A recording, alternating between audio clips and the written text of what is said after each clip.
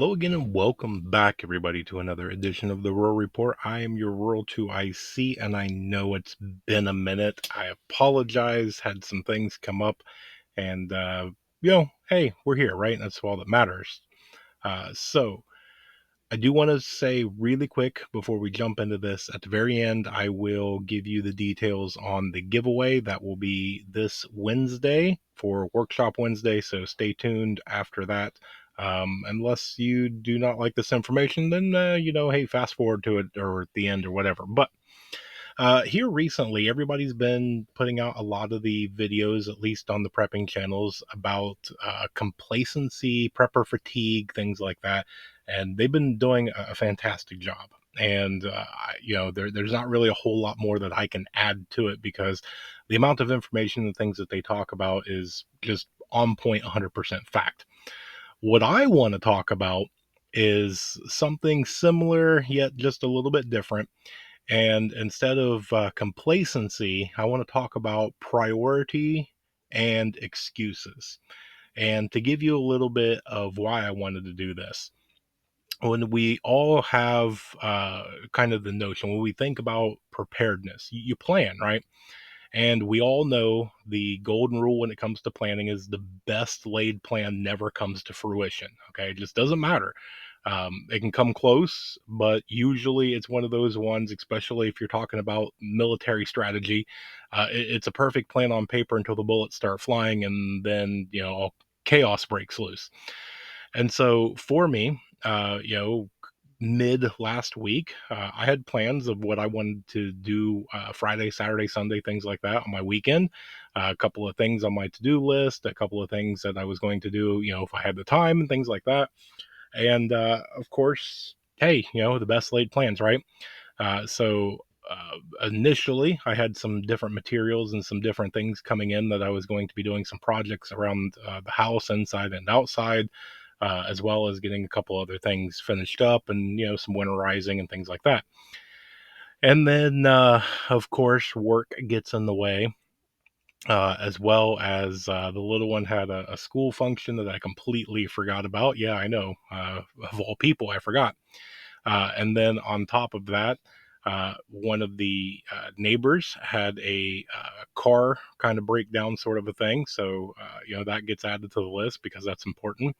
Uh, we had a neighbor that had to be admitted for signs of a stroke. So, throw that into the mix. Of course, Saturday, the little one wants to wake up kind of showing some symptoms of pneumonia. So off to urgent care we went just to double check. He's fine, completely fine. Just went out of an abundance of caution. No strep, no pneumonia, no nothing.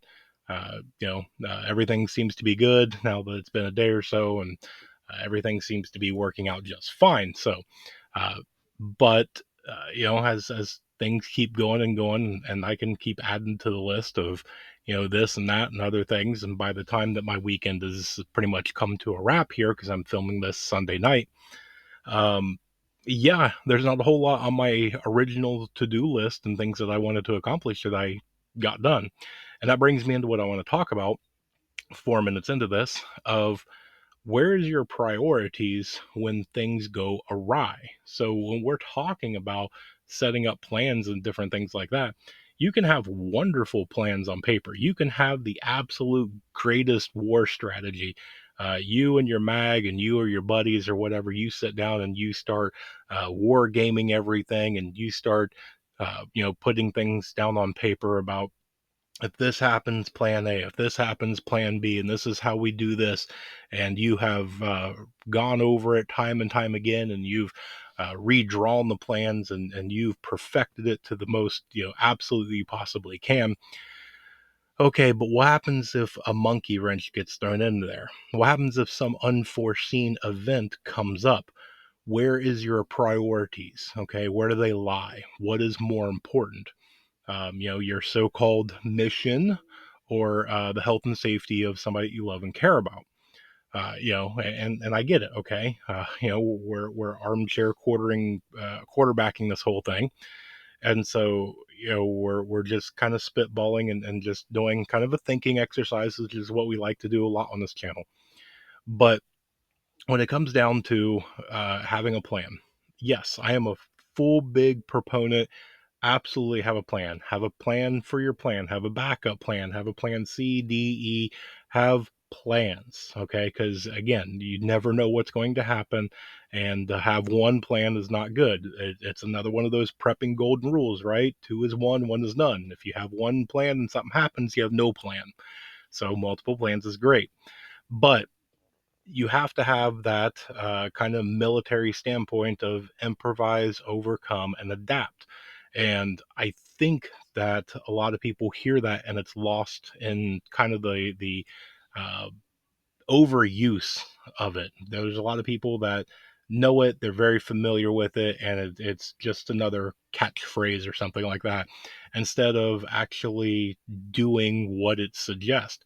And to do a little piece to where you look in upon yourself. How well are you doing that? Okay. And it's one of those that you have to be extremely honest with yourself. When something happens, whether it's in home life or work life, or maybe something, an event with a perfect stranger out in the public setting, or anything along those lines. If something comes up that catches you off guard, it doesn't go quite the way that you envisioned it. How well are you to improvise? How well are you to take that improv that you've come up with on kind of, the fly, on a spur of a moment, and use that to overcome whatever the challenges that you're being faced with? And how well are you able to utilize what that all is and adapt to it and keep going? Okay, that's extremely difficult. That task is something that it's a military doctrine, because it takes some strong-willed individuals. It's taught. It's not one of those things that you just say it and you're like, oh, okay, I can do that.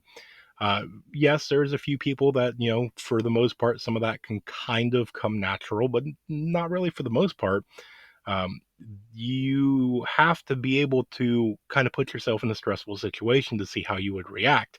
And granted, a lot of times stressful situations are dangerous situations, so it's very difficult to actually put yourself in kind of that real world scenario.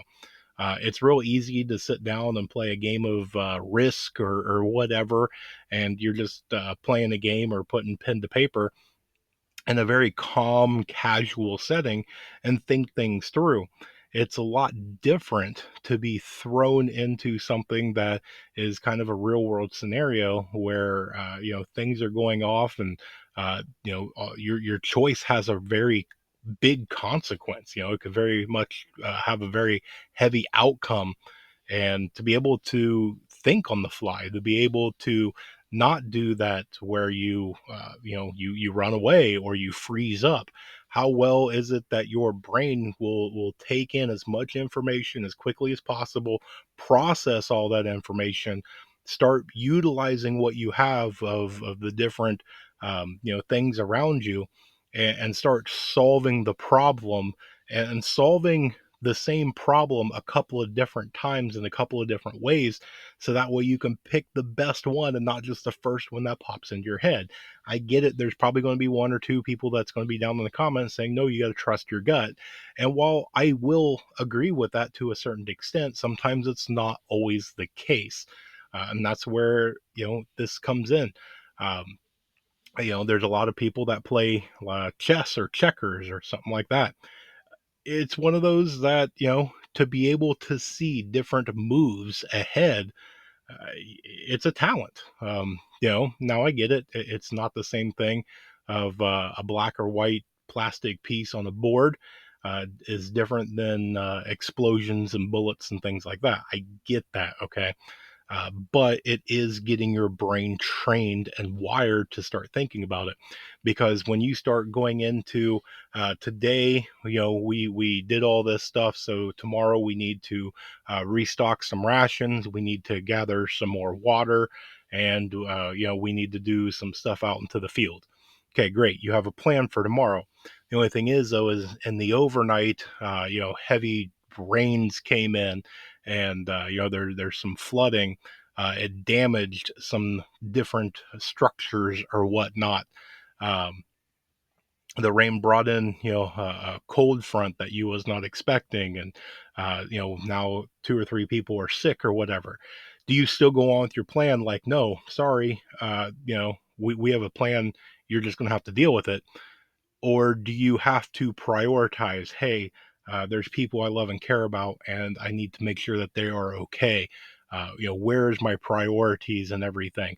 Water may be a high priority that you need to squeeze in, but maybe the other things can get pushed off to later in the day, or it can be delegated to somebody else, or uh, you know uh, there's a different outcomes that you can try and figure out. But you are one person, and you can only do so much in one day. And so to start thinking now about how you prioritize things, what takes precedent, what is it that you absolutely have to get done versus you should get done, want to get done, things like that. So just a few things to think about.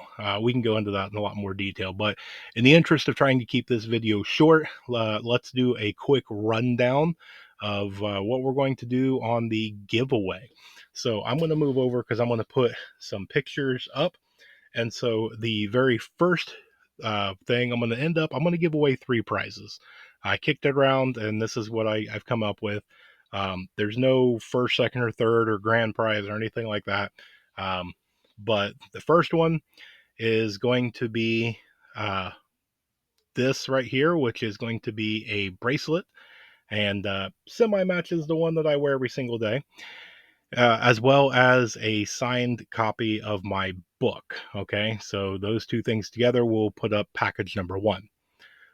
Now, the next one, I'm not going to do a pictures because it is going to basically be a $25 gift certificate to Walmart. Now, I will do that in either an electronic form, or if you would prefer, I will go purchase one and mail it out to you. Uh, and whoever the winner is, if you absolutely must have it to somewhere else, let me know. Maybe I can work with you. I just figure Walmart's all over the place and they sell a little bit of everything. So this is kind of a good idea to try that one. So we're going to put it as a Walmart gift certificate, subject to change if you so desire. Um, and then the last one, it's going to be several pictures. It's going to be this right here that I teased. Most of you got it right when I did tease it on the last workshop Wednesday, and it is knives. Now, this one is going to come in that rolled sleeve that you see, and it is going to be 5 knives. It's going to all be Damascus. It's got a very pretty finish, as you can see there. The pictures don't do it justice. I will show them live when it comes to the time of giveaway. And as you can see there, that it's got 2 steak knives. It's got kind of like a mini cleaver. It's got a kind of a kitchen knife, and then kind of like a carving knife. So very beautiful, very great looking knives that I would love to add to my collection, but I want to give back to you guys.